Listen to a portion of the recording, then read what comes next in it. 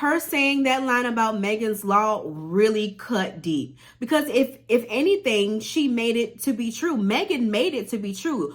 Nicki, you're not mad at Megan. You're mad at your situation. You're mad at your own life. You're mad at your own decisions. One look and I breathe. One touch feels skinny. What is going on, everybody, and welcome back to Dear Ashley Grace. If you have not already, please go ahead and like this video. Also, make sure that you are subscribed to the channel and make sure you press that post notification bell so you know when I post videos next. Let's just go ahead and get into it, y'all. So Megan Thee Stallion released a single on Friday called Hiss. And sis was definitely striking. She basically came for everybody who has come for her in any way, shape, or form. Whoever you are, she let you know that she was coming back for you. So in the song, she most notably references her ex-boyfriend Party, Tory Lanez, Drake, and Nicki Minaj. But out of all the people that she addressed, Nicki Minaj was the only one who bit the bait. And this was exactly what Megan thought that she was going to do. Whoever is supposed to feel this song is going to feel this song, and a hit dog will holler, and Nicki was hollering, okay? So in the song, there were many good bars and punchlines.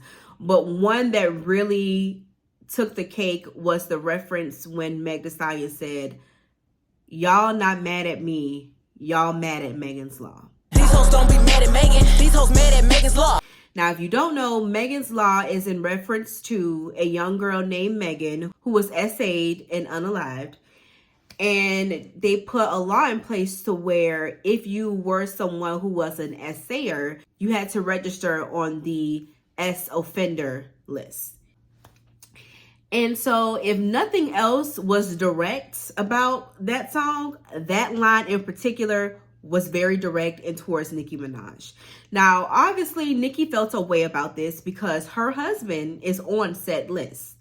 She has had to deal with her husband being called out and being made reference to anytime that she gets into it with someone, or just on the fact that he's on that list alone, since they've gotten together, since they've been married, all of the things. And so she hops on IG Live and essentially makes fun of Megan Thee Stallion's flow, how she raps, and previewed a song where she's making fun of her being assaulted.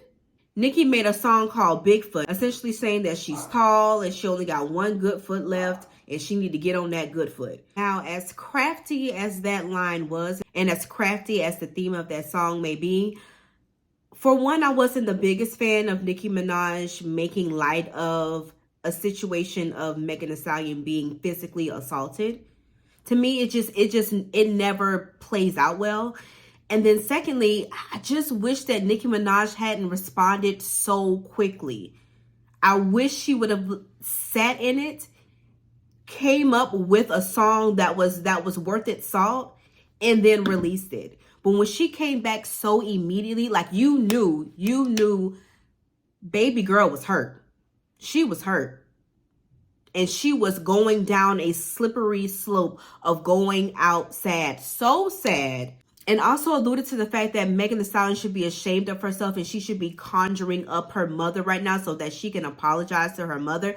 Like that's low. That's probably the lowest that you can get, because one, you just lost a parent, Nicki. You just lost your dad. So if she were to come back and say something like that to you, you would be on edge. And I know people say it's all in fair and beef and this is the art and this is the art form, this is what we do. But it's like there's lines and barriers that you don't cross. And nothing that Nicki Minaj has said before or will say after will make what she said make sense. Like saying that she should conjure up. I need y'all to look up what conjuring means. That's wild to me. And you can tell because she went that hard that her saying that line about Megan's Law really cut deep. Because if anything, she made it to be true. Megan made it to be true. Nicki, you're not mad at Megan. You're mad at your situation. You're mad at your own life. You're mad at your own decisions. No one told you to marry this man. No one told you to be with this man. You're upset with the predicament that you're in with this guy. Because at any moment in time, when you have a back and forth with somebody, or just in general, because it was an assault, someone is going to bring it up. And rightfully so. It happened. It was a thing. That situation, it happened. It's not something that's alleged. That is nasty work. And at no point in time am I saying that Megan Thee Stallion is innocent in the relationship that she and Nicki Minaj has. Because honestly, I don't know what the root of the issue or the problem. So I can't tell you who's, as far as like the root of their issue to where they've been going back and forth with each other for so long. I couldn't tell you that. What I can say is that Megan did that very tactfully. She said your name without saying your name. She made sure that you knew that it was towards you without even uttering your name.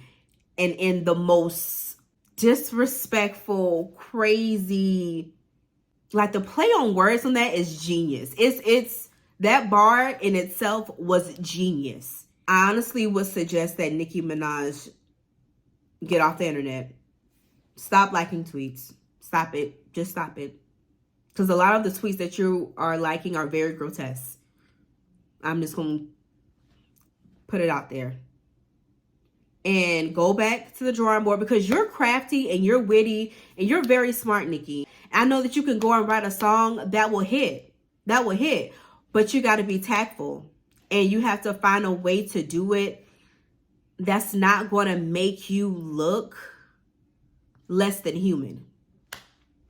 Thank you all so much for watching this video. If you have not already, please go ahead and like this video. Also, make sure that you are subscribed to the channel and make sure you press that post notification bell so you know when I post videos next. And I'll see you on the next one. Bye.